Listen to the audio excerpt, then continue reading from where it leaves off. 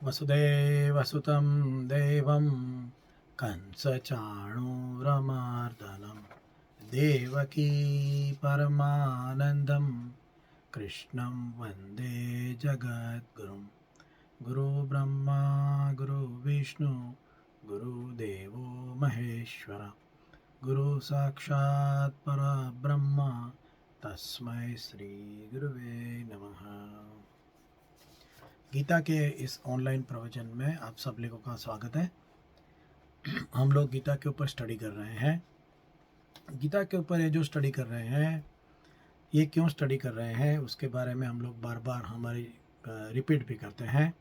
ये स्टडी इसलिए नहीं है कि हम हाथ जोड़ के भीख मांगते हुए भगवान के सामने खड़े रहें।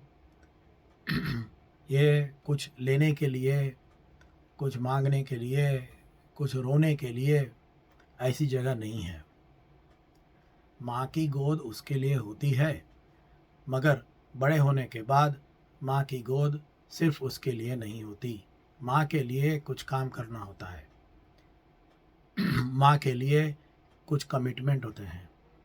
माँ मैं तेरा काम करूँगा, ऐसी भावना होती है और होनी चाहिए। ऐसी भावना के साथ में गीता माँ की गोद में हम स्टडी कर रहे हैं। उनके विचारों को हमारे जीवन में कैसे एप्लीकेबल हो, कैसे उतरे, आज की तारीख में वो विचार हमें कैसे हमारे जीवन को और उद्दात कर सके, उसके लिए ये प्रवचन की श्रृंखला है। यहाँ कोई भजन की व्यवस्था नहीं है। हम कोई भजन नहीं गा रहे, भगवान मुझे बचा ले, भगवान मुझे कुछ दे दे, ऐसा नहीं मांग रहे, मगर हम स्टडी कर रहे हैं। भगवान ने जो कहा है, भगवान ने जो हमारे ऊपर इतने प्यार से पूरी श्रीमद् भगवद गीता कही है, वो समझने की कोशिश है। ये प्रवचन उसी श्रृंखला में है और आज का प्रवचन भी हम उसमें आगे जाएंगे। चौथे अध्याय के ऊपर हम थे लास्ट टाइम।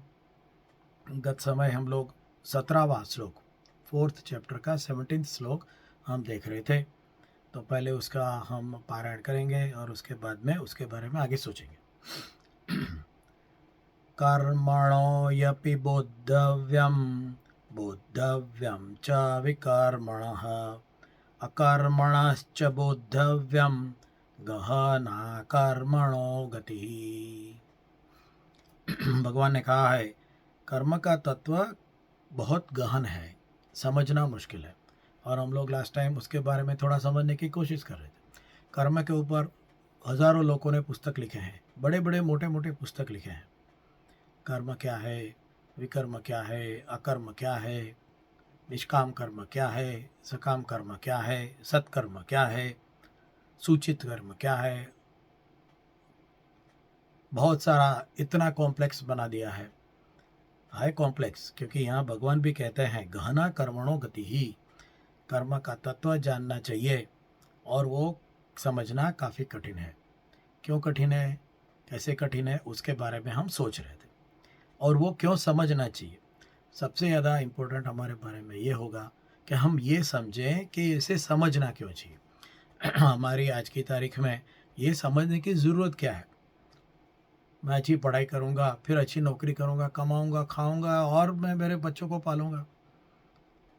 इतनी ज़्यादा सोच करने की ज़रूरत ही क्या है, ऐसा कोई पूछ सकता है। तो वो भी हमसे यहाँ समझेंगे कि कर्म क्या है और कर्म के ऊपर क्यों सोचना चाहिए। व्यक्तिगत रूप से और सामाजिक रूप से कर्म के बारे में समझने से क्या प्रभाव होता है, ये जानना बहुत ज़रूरी है। क्योंकि फाइनली हम लोगों को क्या चाहिए, हम लोगों को एक सुखी संसार चाहिए, जहाँ हम शांति से रह सकें, सुख से रह सकें, चैन से रह सकें, अपना अपना काम कर सकें, अपनी अपनी जिम्मेदारियाँ निभा सकें और अच्छी से रह सकें। हाँ, सर्वे ना सुखे ना संतु सर्वे संतु निरामया। हाँ, सब सुखी हो जाए, सब निरामय आरोग्य में रहे। हाँ, मगर साथ में सर्वे भद्राणि पश्यन्तु, भद्र अच्छी चीज़ों को देखे, अच्छी चीज़ों को जीवन में लाए। तो अच्छी चीज़ों को जीवन में लाने के लिए समझना पड़ेगा अच्छा क्या है, बुरा क्या है। वो समझेंगे नहीं जब तक पता नहीं चलेगा। एक आदमी जो चीज़ को अच्छा कह रहा है, दूसरा आदमी व्यक्ति उस चीज़ को बुरा कह रहा है, तो अच्छा क्या है, बुरा क्या है। फिर अलग अलग धर्म आते हैं, धर्म कहते हैं, कोई धर्म कहता है ये अच्छा है, कोई धर्म कहता है वो अच्छा है। हाँ। तो मानना किसको, कैसे मानना, और उसी के लिए ये कर्म समझना आवश्यक है। तो गत समय हम लोगों ने देखा था एक स्टोरी जिसमें डबल एंडिंग है। माँ और उसका बेटा, उसकी हम लोगों ने स्टोरी देखी थी कि अलग अलग एक्शन करने से भी उसकी रिएक्शन अलग अलग होती है। एक ही चीज़ को ऐसे भी कर सकते हैं और वैसे भी कर सकते हैं। तो करना कैसे चाहिए, ये प्रश्न अनुत्तर रहता है। और उसके लिए हम लोगों ने वो story of the alternative results, ये हम लोगों ने देखा था लास्ट टाइम। माँ बेटा और उसका बाइसिकल का जो एक्सीडेंट की बात हुई थी हमारी। हमारी एक बहुत इम्पोर्टेंट बात ये भी हुई थी कि जो कर्म है वो कैसे उसको समझ में आता है, और उसके लिए हम लोगों ने द्रौपदी चीरहरण की बात की थी। द्रौपदी चीरहरण के वक्त पांडवों ने द्रौपदी को नहीं बचाया। क्यों नहीं बचाया? क्योंकि उनको वो धर्म लगा कि हम अभी गुलाम हैं, और हम जब गुलाम हैं तो हमारा मालिक का कहा मानना ये हमारा फ़र्ज़ है। हम अपने आप से कुछ नहीं कर सकते। ये वो लोगों को बंधन लगा, धर्म का बंधन। हाँ, इसलिए तो वो लोगों ने वो खड़े नहीं हो गए, उनके में ताकत नहीं थी, ताकत थी। ताकत वाला व्यक्ति भी अगर गलत विचार हो तो खड़ा नहीं होता अन्याय के सामने। ये उसका उसका उत्कृष्ट उदाहरण है। भीष्म, द्रोण, कृपाचार्य कोई खड़े नहीं हुए। कोई भी नहीं आया द्रौपदी को बचाने के लिए, सिर्फ भगवान आए। वो भी समझना पड़ेगा भगवान आए कैसे और क्यों आए। हम तो दुनिया में देखते हैं बहुत सारी द्रौपदी की लाज लुटती है, मगर भगवान नहीं आते। तो क्या भगवान है क्या? नहीं है। लोग गालियां भी देते हैं भगवान को। हाँ, ऐसा भी होता है। तो आगे हम समझेंगे कि उसका बेस क्या है, उसके पीछे का जो लॉजिक है, उसके पीछे का जो भगवान का जो हमारे लिए मैसेज है, जो संदेश है, वो हम समझने की कोशिश करेंगे। तो ये जो अलग अलग अकर्मा, विकर्मा, कर्मा, संचित कर्मा, सूचित कर्मा, ये सब अलग अलग समझाए गए हैं। उसमें हम डिटेल में नहीं जाएंगे। क्यों नहीं जाएंगे? क्योंकि वो हमें या तो गूगल में मिल जाएगा, या तो हम खुद कोई पुस्तक लेके पढ़ लेंगे, मगर उसके अंदर का जो अर्थ है वो नहीं समझेंगे तो नहीं चलेगा। इसलिए हम सिर्फ उसका अर्थ समझने की कोशिश करेंगे। अभी जब इसमें 3 प्रकार के हम लोगों ने देखा था, इनएक्शन, एक्शन, कर्मणो यपि बोधव्यम, कर्म क्या है, विकर्म क्या है और अकर्म क्या है। कर्मणो यपि बोधव्यम, बोधव्य च विकर्मणः, अकर्मणश्च बोधव्यम। ये 3 चीज तो समझ लो, ऐसा भगवान कहते हैं। कर्म क्या है? तो सबसे पहले हमारे दिमाग में आता है कर्म मतलब सुबह उठना, पूरे दिन की सब काम करना और रात को सो जाना, इसे हम कर्म कहते हैं। मगर ये प्राकृतिक धर्म है, हम अगर न चाहें तो भी वो करना ही पड़ेगा। उसे कर्म नहीं कह सकते, वो यहाँ कर्म की व्याख्या में नहीं आता है। उसका हम लोग उदाहरण लेंगे। जैसे कि समझिए एक शेर है, वो उठता है, वो हिरण का शिकार करता है, उसे खाता है और वो वापस वो सो जाता है, और वो साथ में अपने बच्चे को भी खाना खिलाता है, उसको भी वो उसको बड़े करता है। यहाँ जो शेर है, तो क्या उसको वो कर्म का फल मिलेगा? क्या उसको वो हिरण को मारने का जो फल है, जो हत्या का जो फल है, वो मिलेगा? नहीं मिलेगा। क्यों नहीं मिलेगा? क्योंकि वो प्रकृति से बंधा हुआ है। शेर अगर हिरण को मार के नहीं खाएगा तो क्या घास खाएगा? उसे मारना ही पड़ेगा। वो उसका प्राकृतिक, उसका जो गुण है, उसका जो प्राकृतिक, उसकी जो जिम्मेदारी है, वो उसको निभानी ही पड़ेगी। चिड़िया जाएगी और घोंसला बनाएगी और अंडे देगी और अंडों में से बच्चों को बड़ा करेगी, उसमें से छूट नहीं सकते। जो कोई भी देहधारी हैं, चाहे समुद्र के अंदर, नीचे, बहुत ही अंदर अंदर, वहाँ छोटे से छोटा जो जीव होगा, वहाँ से लेके हवा में उड़ने वाले बड़े बड़े पक्षी और ज़मीन के ऊपर चलने वाले बड़े बड़े प्राणी, वो सब को प्रकृति ने बांध के रखा है। इसलिए तो कहा गया आहार भय मैथुन च निंद्रा एकम एतत्। हाँ, ये जो 4 चीज़ें, आहार, भय, सेंसुअल हैप्पीनेस, मैथुन और निंद्रा, ये कॉमन है प्राणियों में और मनुष्य में। इसलिए अगर हम वो करते हैं तो वो कर्म में नहीं आता। कोई कहेगा मैं बहुत काम करता हूँ, तो वो यह कर्म की डेफिनेशन में नहीं आता, कर्म की व्याख्या में वो नहीं आता। इसलिए प्राणी को कर्म का बंधन नहीं लगता, जैसे शेर को बंधन नहीं लगता, जैसे चिड़िया को बंधन नहीं लगता। हाँ, बहुत सारे हैं, मच्छर भी आते हैं हमें काटते हैं, खून ले चूसते हैं हमारा, उसको क्या बंधन लगेगा? एक आदमी सो रहा है बेचारा, उसका खून चूस लेना कैसी बात है? कितनी बुरी बात है। तो क्या मच्छर को कर्म का बंधन लगेगा? नहीं लगेगा। वो प्राकृतिक है, प्राकृतिक होने की वजह से वो कर्म का बंधन नहीं लगता, ये पहले समझे। इसलिए कर्म की जो यहाँ व्याख्या है उसमें ये सब काम नहीं आते। हम लोग जितने भी काम देखते हैं उसमें से कोई भी काम जो सामने दिखता है वो कर्म की व्याख्या में नहीं आता। तो कर्म क्या है और कर्म नहीं करना मतलब अकर्म क्या है, और विकर्म गलत कर्म करना क्या है, ये चीज समझेंगे। पहले तो ये कर्म की व्याख्या में समझे कि कर्म क्या है, प्राकृतिक धर्म क्या है और कर्म क्या है, दोनों अलग अलग चीजें हैं। दूसरी बात, हम लोग जब कर्म की बात करते हैं तो धर्म के बारे में सोचना ही पड़ेगा। धर्म और कर्म एक ही सिक्के की दो बाजुएं हैं। कोई कहेगा अच्छा तो धर्म क्या है? धर्म यानी हम जिसे जो कहते हैं हिंदू है, क्रिश्चियन है, मुस्लिम है, ये धर्म में नहीं आता।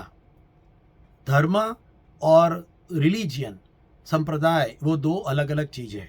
वे ऑफ वर्शिप अलग अलग हो सकती है। एक तरीके से प्रभु की जो कुछ भी कल्पना है उसको भजना, वो एक व्यक्ति या एक समूह के लिए एक हो सकता है, दूसरे व्यक्ति या दूसरे समूह के लिए वो दूसरा पर्याय हो सकता है। इसलिए यहाँ जो धर्म की बात करेंगे हम, वो रिलीजियन नहीं है, ये स्पष्ट रूप से पहले समझ लें। धर्म है, वो रिलीजियन नहीं है। यहाँ धर्म बहुत ही स्पष्ट रूप से कहा गया है। यहाँ इतनी सारी बातें हैं कि हम उसको बुलेट पॉइंट पे ही जाएंगे, नहीं तो ये श्लोक है, यहाँ हम लोग कम से कम 10-15 हफ्ते तक जा सकते हैं। मगर हम इतना लंबा नहीं जाएंगे, हम उसको बुलेट पॉइंट में समझेंगे। पहली बात, धर्म यानी जो हम रिलीजन जिसे कहते हैं उसकी बात यहाँ नहीं हो रही। दूसरी बात, ये जो धर्म है वो व्यक्तिगत भी हो सकता है और कलेक्टिव, इंडिविजुअल एंड कलेक्टिव धर्म, व्यक्तिगत भी हो सकता है और सामूहिक भी हो सकता है।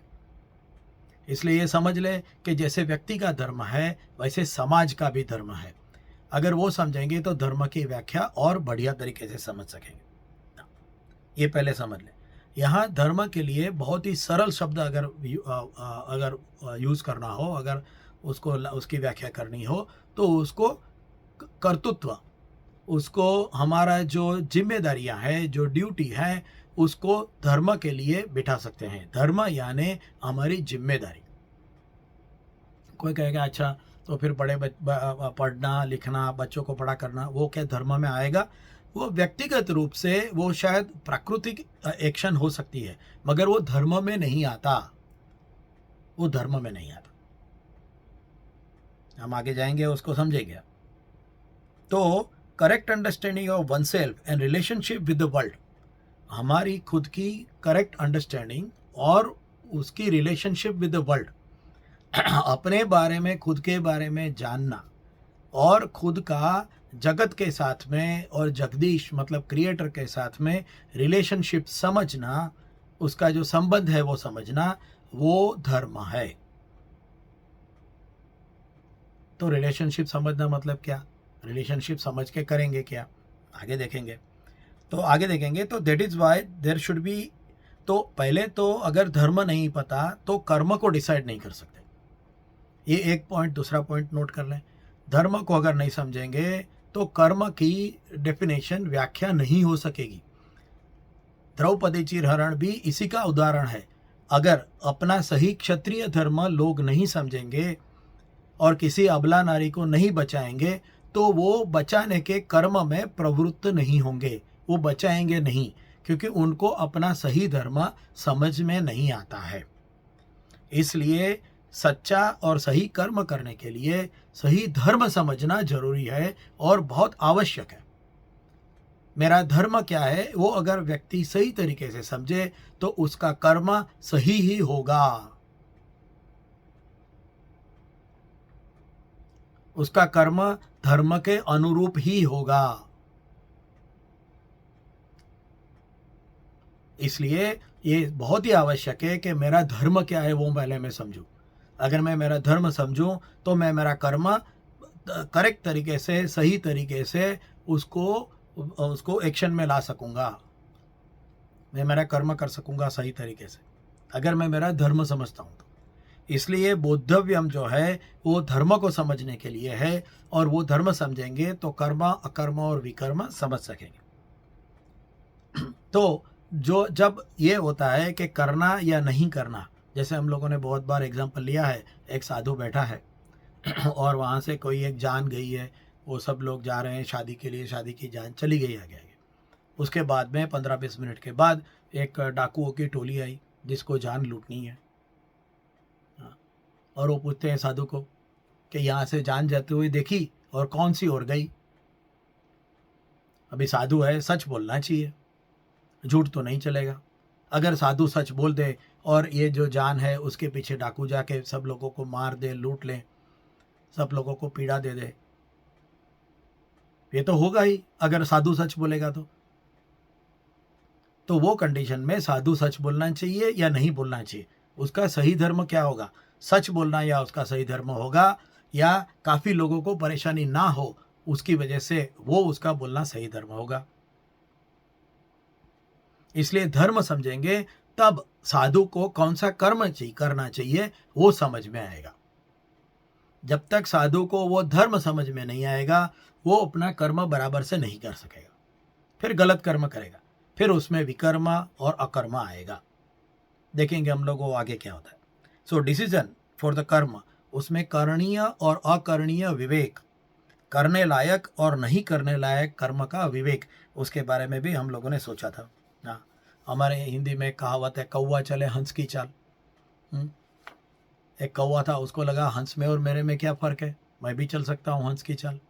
कौवा हंस की चाल चलने लगा, लोग हंसने लगे। तुम कौवा हो तो तुम कौवे का काम करो, तुम हंस की चाल मत चलो, क्योंकि हंस को हंस की चाल दी गई है, वो हंस की चाल चलेगा। तो हम उसका एक एग्जांपल लेंगे। हाँ, हम लोगों ने लिया ये ऑलरेडी कि समझिए एक व्यक्ति है, वो जो जा रहा है, रास्ते के ऊपर जा रहा है और उसको 4-5 कोई बदमाश लोग आके उसको परेशान कर रहे हैं, उसको मार रहे हैं, उसका बटवा ले रहे हैं। और 4 प्रकार के लोग, याद रखना, ये 4 प्रकार मतलब 4 वर्ण है। फिर से हम वर्ण के ऊपर यहाँ वर्ण कहाँ आता है ये देखेंगे। 4 प्रकार के लोग देखते हैं। एक प्रकार का जो वर्ग है या तो एक प्रकार का व्यक्ति है, वो व्यक्ति बहुत ही विचारशील है, उसका दिल समाज के लिए खींचता है, वो बुद्धिशाली है, उसको समझ में आता है कि समाज में कैसे विचार होने चाहिए, ऐसा एक व्यक्ति है। दूसरा जो व्यक्ति है वो बहादुर है, वो बलवान है, वो चारों बदमाशों को मार के, पीट के या रोक सकता है, और वो जो व्यक्ति है उसको बचा सकता है, ऐसा दूसरा व्यक्ति है। तीसरा व्यक्ति है, वो बहुत ही धनाढ्य है, उसके पास पैसा है, उसके पास रिसोर्सेज ऑफ द वर्ल्ड, जिसको मटेरियल वर्ल्ड के रिसोर्सेज कहते हैं, वो उसके पास है। वो मार के बचा नहीं सकता, मगर मार खाने वाले बंदे को वो उसको उठा के उसको हॉस्पिटल तक पहुंचा सकता है। जो लोग मार भी रहे हैं, वो जो बटवा लूट रहे हैं, वो बटवा लूटने वाले को भी वो नौकरी दे सकता है ताकि उनको बटवा लूटने की ज़रूरत ना हो। और जो चौथा आदमी है वो ऐसा है कि जो मदद कर सकता है, जो सेवा कर सकता है। ये 4 हम जिसको हम वर्ण कहते हैं, ये वर्ण के लोग हैं। अभी जब ये 4 लोग वो आदमी को पीटता हुआ देखते हैं तो उसमें किसका कौन सा धर्म है, कौन से व्यक्ति का कौन सा धर्म है। जो व्यक्ति जो विचारशील है उसका धर्म ये है कि यह एक इंसिडेंट देखने के बाद वो जाके ऐसे लोगों में घूमेगा, एक भी पैसा लिए बगैर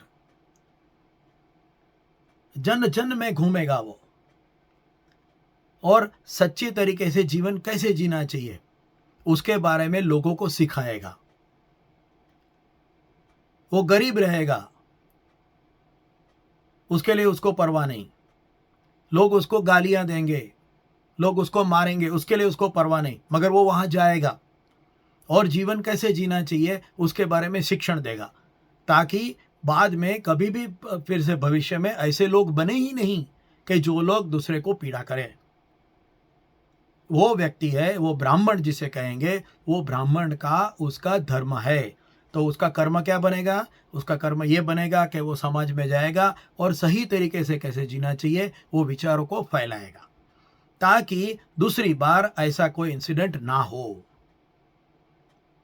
जो शक्तिशाली है, जो क्षत्रिय है, वो व्यक्ति जाके वो 4 लोगों को रोकेगा, उसको शायद पनिश भी करेगा, उनको मार के भगा भी देगा, उनको पकड़ के जेल में भी डलवा देगा।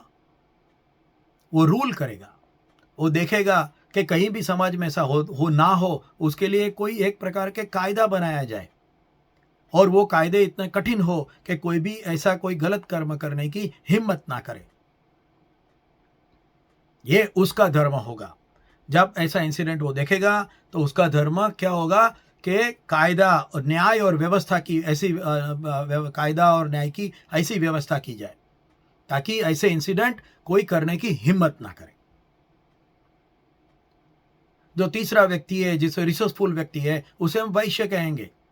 वो वैश्य का कर्म ये होगा क्योंकि उसका धर्म ये है, तो वो कर्म उसका ये होगा कि वो ऐसी अस्पतालें खोलेगा जहाँ लोग ऐसे जो लोग अनफॉर्चुनेट लोग हैं उनकी सारवार हो सके। वो ऐसी स्कूल्स खोलेगा जहाँ ये एजुकेशन लोगों को फ्री में मिले। वो ऐसे बड़े बड़े उद्योग धंधा खोलेगा जहाँ लोगों को नौकरी छूट से मिले, एम्प्लॉयमेंट मिले, ताकि लोगों को एक दूसरे को मार के लूटने की जरूरत ना पड़े। अगर दुष्काल हो जाए तो वो अन्न के कोठार खोल देगा ताकि लोग एक दूसरे के घर पे जाके लूटे नहीं। Whenever there is a lack of resources in the society, this person will provide the resources to the society. और जब नहीं है, जब शांति का समय है, तब वो सोसाइटी में से रिसोर्स लेगा भी, वो बहुत ही पैसे वाला बनेगा, आज की तारीख में इंडस्ट्रियलिस्ट बनेगा। गलत नहीं है, मगर जरूरत के समय पे वो अपनी तिजोरी खोल देगा। ये उसका धर्म और उसका कर्म होगा। और जो सेवा वाला है, जो शूद्र है, वो सेवा करेगा। वो ये देखेगा नहीं। हाँ, हॉस्पिटल में आते हैं, समझिए 2 आदमी के बीच में झगड़ा हो गया, एक गुंडा है, एक अच्छा आदमी है, दोनों का कुछ मारा मारा गया, दोनों को लग गया, एक ने दूसरे को मारा, लग गया दोनों को, दोनों हॉस्पिटल में गए, दोनों को हॉस्पिटल लेके गए। वहाँ का जो डॉक्टर है वो दोनों की सारवार करेगा। वो ये नहीं देखेगा कि ये गुंडा है इसलिए इसको और मारो, या तो ये अच्छा आदमी है इसलिए उसको ज़्यादा बचाओ या ज़्यादा अच्छी दवाई दे दो। वो दोनों को सेम दवाई देगा। कभी सोचा है जेल के अंदर कैदियों के लिए भी डॉक्टर होता है, वो उनकी भी सारवार करता है। क्यों? जो गलत आदमी है, जो इसने गलत किया है, जिसलिए गलत जगह पर से वो आ गया है, उसकी सारवार क्यों करना? सेवा, उसका काम है सारवार करना, उसकी शुश्रूषा करना, और वो शुश्रूषा करेगा चाहे सामने कोई भी हो। इसे कहेंगे शूद्र। इसलिए जो तरीके का मैं व्यक्ति हूं, जिस प्रकार का मैं व्यक्ति हूं, जो मेरे में नेचुरली जो गुण लेकर मैं जन्म हुआ है मेरा, और जो मैं सीखा हूं, उसको मैं मेरे जीवन में लोगों के लिए लाऊं, ये व्यक्तिगत धर्म समझेंगे तो हमारा कर्म वो तरीके से होगा, और वही हमारा कर्म है। अगर हम उसे नहीं करते हैं तो वो अकर्म होगा, और अगर हम उसके बदले में कुछ गलत तरीके से करते हैं तो वो विकर्म होगा। इसलिए कर्म क्या है? मेरा जो नेचुरल इंक्लिनेशन है, मैं जिस प्रकार से मेरा जन्म हुआ है, जिस प्रकार के गुणों से मैं पैदा हुआ हूं, जिस प्रकार के गुणों को मैंने डेवलप भी किया है, ये भी हो सकता है, वो हिसाब से मैं मेरा कर्म करूं। जब मैं मेरा वो कर्म करूंगा, वो कर्म में मुझे 2-3 चीज में वो उसमें फायदा होगा। वैसे कर्मों में क्या क्या होगा? पहला फायदा ये होगा कि वो कर्म करने में मुझे अच्छा लगेगा, क्योंकि वो मेरा नेचुरल मेथड है। हम लोग काफी लोगों को सुनते हैं कि 30 साल से नौकरी की होगी, मगर वो बोलेंगे ये नौकरी में मजा नहीं आता। तो भैया 30 साल से क्यों है नहीं, क्या करनी पड़ती है, अभी क्या है, रोटी का सवाल है। 30 साल वो नौकरी करते हैं, मगर उसमें उसे मजा नहीं आता। क्यों मजा नहीं आता? क्योंकि वो जो उसका जो नेचर है, उसको जिस तरीके से जिंदगी जीना है वो उसे नहीं मिलती, इसलिए तो वो दुखी रहता है।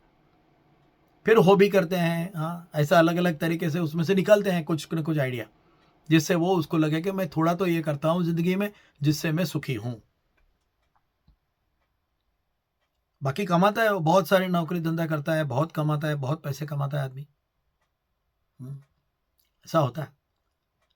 हमारे कुदरती गुणों को हम पहचाने, और वो यही कुदरती गुणों को वर्ण व्यवस्था के रूप में हमारे जो पूर्वज थे उन्होंने उसको एक एस्टेब्लिश किया था, वो व्यवस्था बनाई गई थी। और पूर्व जन्म का जो हमारा जो पुनर्जन्म का जो सिद्धांत है, उसके हिसाब से उसके अंदर जन्म के रूप से उसको समझाया गया था। उसमें कोई भी ऊंच नीच नहीं है। यहां ये वर्ण व्यवस्था के हिसाब से ही कर्म की व्यवस्था होगी, ये समझ में आता है। इसलिए ये समझना जरूरी है कि कर्म क्या है, अकर्म क्या है। मेरा कर्म क्या है? जो मेरा नेचुरल इंक्लिनेशन है। मुझे काफ़ी लोग आते हैं, पूछते हैं भाई बच्चे को कौन से स्कूल में डालें, कौन सा पढ़ाएं ताकि वो अच्छा उसका करियर बने, काफ़ी ज़्यादा कमाएं। मैं हमेशा ये कहता हूँ, उनको जो अच्छा लगता है, उनको जो सही समझ में आता है, उनको जो काम करने में मज़ा आता है, वो काम में उसको डालो। पिताजी को बच्चे को डॉक्टर बनाना है, मगर बच्चे को फ्लूट बजाना अच्छा लगता है। हाँ, बच्चे को कुछ आर्किटेक्ट बनना है, उसको बिल्डिंग बनानी अच्छी लगती है, डिज़ाइन करना अच्छा लगता है, मगर पिताजी बोलेंगे नहीं तुझे डॉक्टर ही बनना पड़ेगा, क्योंकि डॉक्टर में ज़्यादा पैसा है। वो बच्चा डॉक्टर बन भी जाएगा, वो कभी ज़िंदगी सुख से नहीं गुजार सकेगा। खाली उतना ही नहीं, क्योंकि उसके मन में सेवा का भाव नहीं है। डॉक्टर बनना यानी सेवा। जिस डॉक्टर के मन में सेवा का भाव नहीं है, वो सिर्फ पैसे ही खींचेगा। आज के ज़माने में हम बोलते हैं डॉक्टर नहीं है, डॉग कटर बोलते हैं सर, मज़ाक में। हाँ, गला काटने वाला हो गया है। क्यों हो गया? डॉक्टर के अंदर से सेवा का भाव क्यों चला गया? क्योंकि जिसे सेवा करनी ही नहीं थी, वो सिर्फ पैसे के लिए डॉक्टर बना। फिर पैसा कमाना है तो डॉक्टर बनो या कसाई बनो, क्या फर्क पड़ता है? अपने अपने धंधे में माहिरत करके वो कमाएगा। इसलिए डॉक्टर भी कसाई जैसे ही काटेगा आपकी जेब। मरे हुए आदमी को भी 3-3 दिन हॉस्पिटल में रखे हैं, आईसीयू में, ऐसे केसेस हमने सुना है। ऐसा कैसे बन गया व्यक्ति? उसका रीजन क्या है और उसको क्यों ऐसे, उसको करेक्शन कैसे करेंगे? हाँ, व्हाई एंड हाउ, क्यों? और अकर्म की जो बात है, वो अकर्म में ऐसा है कि अकर्म में हम लोगों ने 3 चीज देखी थी, कर्ता, कारक और उसको जो देखने वाला है वो अनुमोदन करता। ना काम करके भी कर्म होता है, ये चीज अकर्म में आएगी। जो हमारी जो जिम्मेदारियां हैं, जो तरीके से हमें हमारी जिंदगी जीनी चाहिए, जो तरीके से हमें काम करना चाहिए, वो हम नहीं करेंगे, तो वो अकर्म होते हुए भी वो उसके अंदर वो एक प्रकार का कर्म बन जाएगा कि इनएक्शन, और उसका भी फल हमें भुगतना पड़ेगा। हम लोगों ने एक एग्जाम्पल लिया था, पड़ोसी का लड़का है, कहीं जाके छुपके से सिगरेट पी रहा है, हमने देख लिया, कह रहे भैया ये सिगरेट पी रहा है, और हमें बोलते हैं हमें क्या है, अभी क्या उसका बाप देखे, हाँ, हमें क्या करना है। हम नहीं बोलेंगे, अब यहाँ नहीं बताएंगे उसको कि भाई तुम्हारा छोटा बच्चा है वो सिगरेट पीने की कोशिश कर रहा था। ऐसा ही फिर वो भी करेगा, तुम्हारा भी बच्चा वो सिगरेट पीता रहेगा, वो नहीं बोलेगा। ऐसे अकर्म करने से तो सब बच्चे को कोई एक दूसरे का बोलेगा ही नहीं, तो क्या होगा? समाज में गलतियां बढ़ेगी। आज की तारीख में यही हो रहा है। गलत काम करने वाले व्यक्ति को कोई कहता नहीं, कोई उसके लिए प्रश्न नहीं उठाता, कोई उसके लिए उंगली नहीं उठाता, क्योंकि उसे वो अपनी जिम्मेदारी नहीं समझता।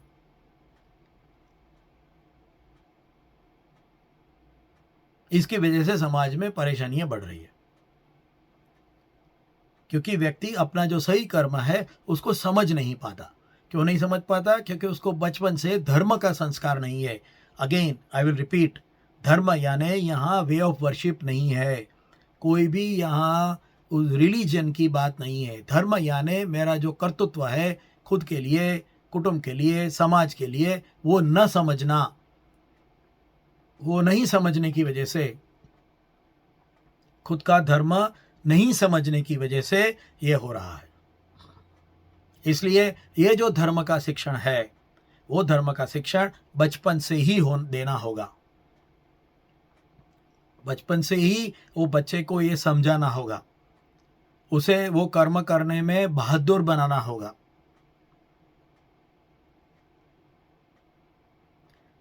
ये हम कर्म के बारे में समझ में।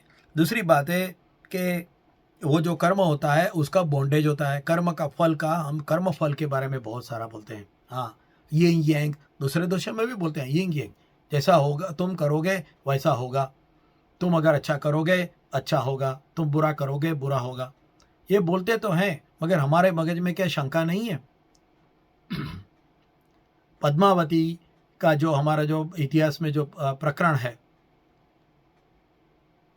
वो राजा तो अच्छा था, उसने कुछ गलत नहीं किया था। वो सामने जाके अरब कंट्री में जाके या मिडिल ईस्ट में जाके वो तो लड़ने के लिए नहीं गया था, उसने तो उसकी मेहमान नवाजी की थी खिलजी की। फिर भी उसके साथ तो बुरा हुआ।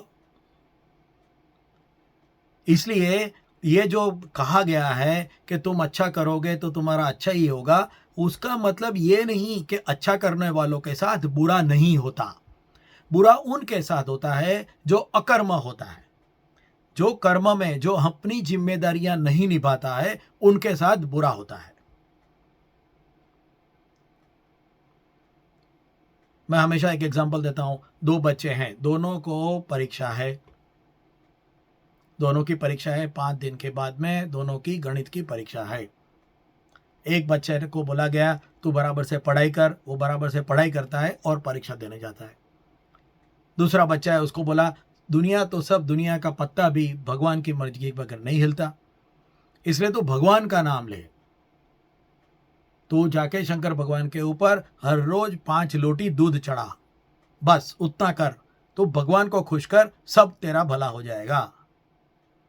5 दिन के बाद में वो बच्चा भी पूरे दिन सिर्फ भगवान का नाम लेते हुए जाके दूध की लोटी चढ़ाता है। क्या वो बच्चा मैथमेटिक्स में, गणित में पास होगा?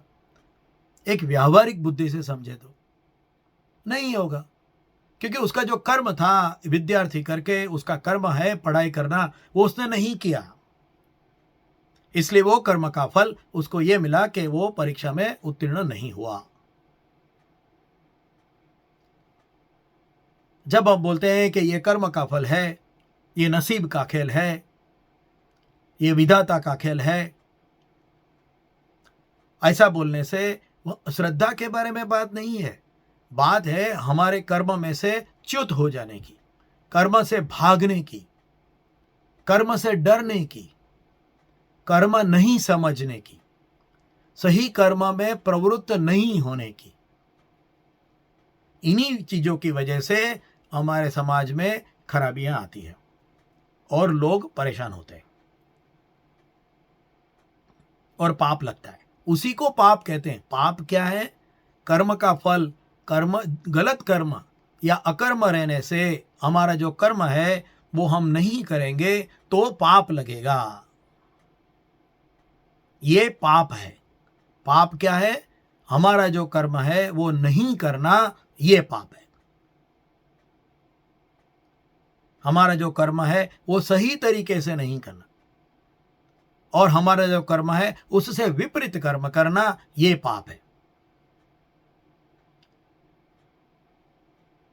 हमारे कर्म से विपरीत विपरीत तरीके से हम हमारा जो निहित कर्म है, हमारा जो करना चाहिए वो कर्म है, हमारा जो नेचुरल इंस्टिंक्ट से जो काम करना है वो कर्म है, वो हम नहीं करेंगे तो वो कर्म का फल होगा।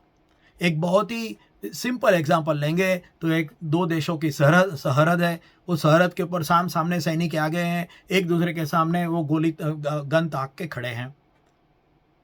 वो समय पर वो सैनिक का कर्म है कि वो पहले गोली दाग दे। अगर वो गोली नहीं दागेगा, वो सोचेगा अरे ये सामने वाला सैनिक है, उसके भी तो बीवी बच्चे होंगे। किसी भी मनुष्य का वध करना बहुत बुरी बात है। वो अपना क्षत्रिय धर्म नहीं समझेगा, उस क्षत्रिय धर्म नहीं बजाएगा, वो मर जाएगा, सामने वाला उसको गोली मार देगा। वो समय पर ये नहीं सोच सकते। कोई कहेगा अच्छा वो तो युद्ध का है। युद्ध का नहीं, शांति का समय घर में बैठे हुए भी यही चीज है। मैं क्या, मेरा जो मुझे जो मनुष्य जन्म मिला है उसका मैं कैसे उपयोग करता हूं। मनुष्य जन्म जो मिला है उसको क्या मैं कुत्ते बिल्लियों के जैसा आहार भय मैथुन से निंद्रा करके ही जीवन जीता हूं। फिर हम बैठे बैठे कहते हैं हाँ बूढ़े हो गए हैं, शरीर की ताकत भी कम हो गई है, फिर कहते हैं कलयुग आ गया है। कलयुग इसलिए आया क्योंकि कर्म में प्रवृत्त नहीं हुए। जब हमारा समय था जब हम कर्म में प्रवृत्त नहीं हुए, कर्म में प्रवृत्त नहीं हुए, इसलिए बिगड़ता गया।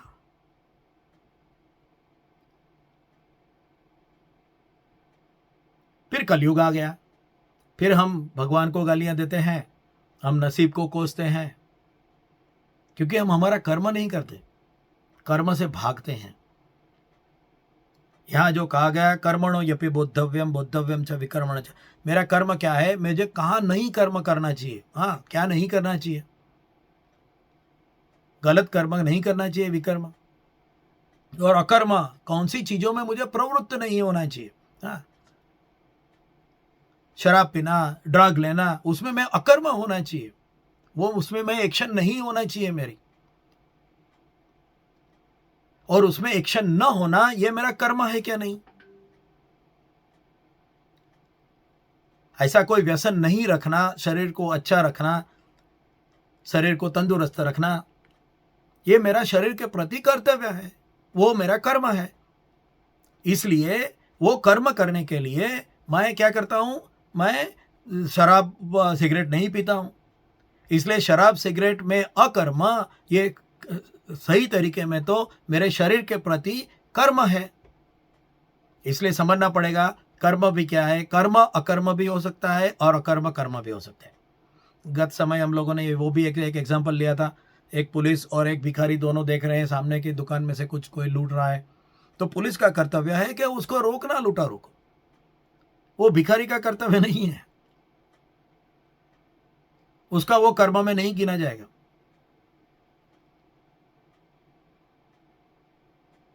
समाज में गलत हो रहा है, तू कैपेबल था, तूने क्या किया, तूने क्या किया, तेरे से जो हो सकता था उसमें तूने क्या किया, या फिर चुप बैठ के द्रौपदी वस्त्रहरण के टाइम पे जैसे भीष्म बैठे थे ऐसे बैठा रहा, फिर क्या होगा।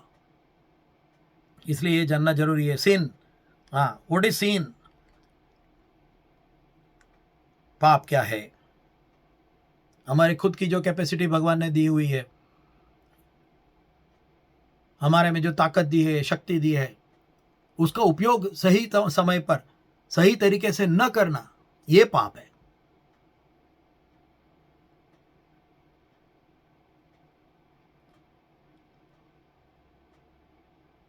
और इसमें बहुत सी बातें हैं, और वो पाप का फल भुगतना पड़ता है ऐसे कहते हैं। पाप का फल भुगतना मतलब क्या, और उसके लिए जो अलग अलग रिलीजन है उन्होंने बोला पाप का फल कहाँ, ऊपर जाकर। हाँ, पाप का फल कहाँ, ऊपर जाकर, स्वर्ग नर्क की कल्पना। तू गलत करेगा, ऊपर जाके तू कोड़े खाएगा, अच्छा करेगा। हाँ, यहाँ जमीन के ऊपर अगर तू दारू नहीं पिएगा तो तुझे स्वर्ग के अंदर दारू की नदियां मिलेगी, ऐसा कहते हैं, लिखा हुआ है। अप्सराएं होगी, जो चीज को यहाँ छोड़ने के लिए तुम्हें कहा जाएगा वो तुझे वहां मिलेगी, तो फिर यहां छोड़ना ही क्यों बोला। खैर उसके बारे में हम नहीं जाएंगे, समझने की ये कोशिश करेंगे कि हमारा कर्म न करना ये उसका पाप का फल भुगतने तक चला जाता है, इसलिए हमारा कर्म करना पड़ेगा। और कर्म कैसे, हमारा जो नेचुरल है, हम जो नेचुरली जिससे बने हुए हैं वो हिसाब से काम करना, वो हिसाब से अपना खुद का काम करना।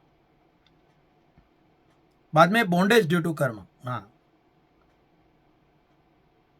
बॉन्डेज में क्या होता है, जो कर्म का जो बंधन होता है वो बंधन में अलग अलग तरीके से लोग कहते हैं, कोई ऐसे भी कहते हैं क्या करें, समाज ऐसा है कि ये करना पड़ता है हमको।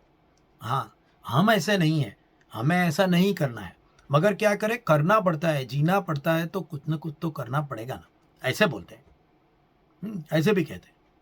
तो उसमें क्या आता है, उसमें दो तीन तरीके के बॉन्डेज होते हैं। जैसे एक शराबी है, वो रास्ते में चल रहा है, सामने एक खंबा आ गया, उसने खंबे को पकड़ लिया, फिर जोर जोर से रोने लगा, मुझे छुड़ाओ मुझे छुड़ाओ, खंबे ने मुझे पकड़ लिया है, खंबे ने।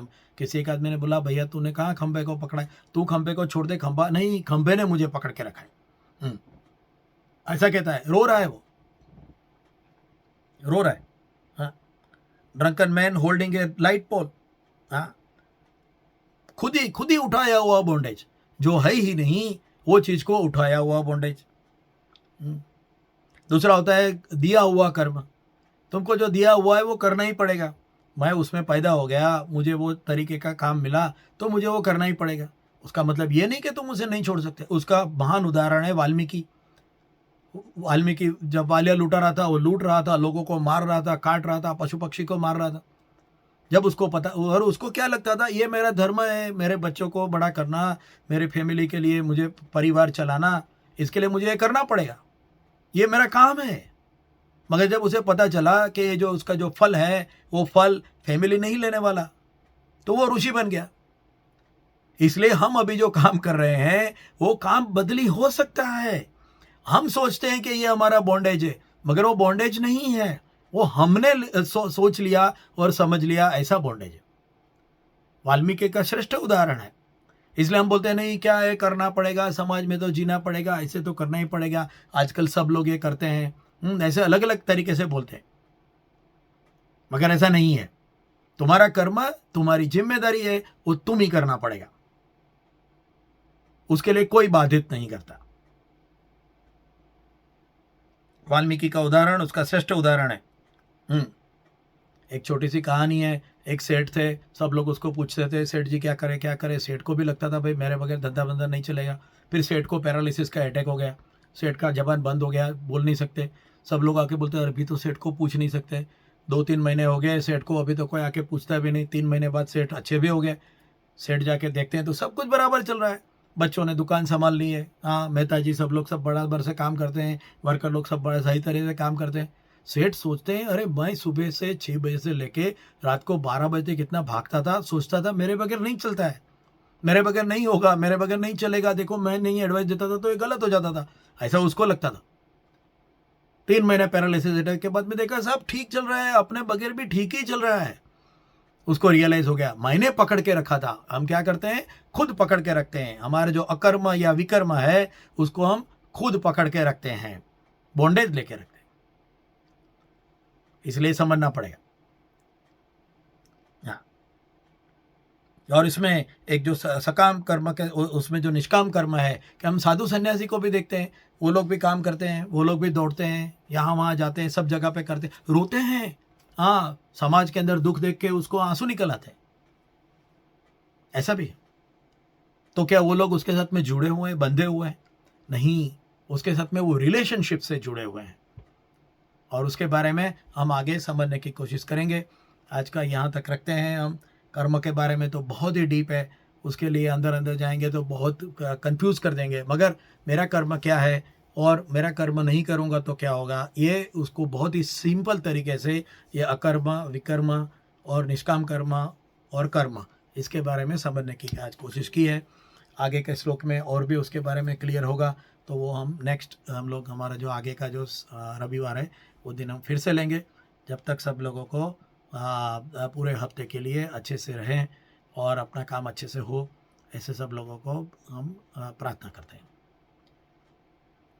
वसुदेवसुतं देवं कंसचाणूरमर्दनं देवकी परमानन्दं कृष्णं वन्दे जगद्गुरुं।